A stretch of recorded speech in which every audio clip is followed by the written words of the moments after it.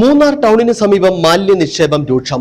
ടൗണിൽ മാർക്കറ്റിന് പിൻഭാഗത്തും സുബ്രഹ്മണ്യസ്വാമി ക്ഷേത്രത്തിലേക്ക് പോകുന്ന പാലത്തിന് സമീപവുമാണ് മാലിന്യ നിക്ഷേപം രൂക്ഷമായിട്ടുള്ളത്. മഴ പെയ്യുന്നതോടെ ഈ മാലിന്യങ്ങൾ ഒഴുകി മുതിരപ്പുഴയിലേക്ക് എത്തുമെന്നാണ് പരാതി. മൂന്നാറിനെ മാലിന്യമുക്തമാക്കാൻ നടപടികൾ ഉണ്ടാകുമെന്ന് ബന്ധപ്പെട്ട വകുപ്പുകൾ ആവർത്തിക്കുമ്പോഴും മൂന്നാർ ടൗണിന് സമീപം മാലിന്യ നിക്ഷേപം നിർബാധം തുടരുകയാണ്.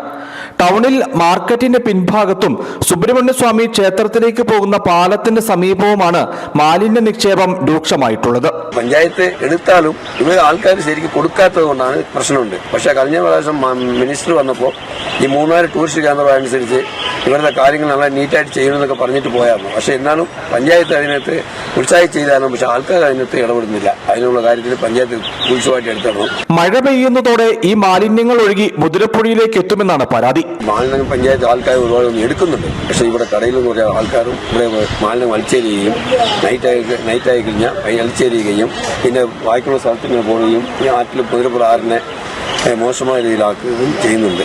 മൂന്നാറിനെയും മുതിരപ്പുഴയെയും മാലിന്യമുക്തമാക്കാൻ ശ്രമങ്ങൾ നടക്കുമ്പോഴും ഈ ശ്രമങ്ങളെ മുഖവിലക്കെടുക്കാതെ മാലിന്യം നിക്ഷേപിക്കുന്നവർക്കെതിരെ പ്രതിഷേധം ശക്തമാണ്. നിലവിൽ നിക്ഷേപിക്കപ്പെട്ടിട്ടുള്ള മാലിന്യം നീക്കം ചെയ്യുകയും മാലിന്യം നിക്ഷേപിക്കുന്നവർക്കെതിരെ നടപടി സ്വീകരിക്കുകയും വേണമെന്നാണ് ആവശ്യം. News bureau, Adimali.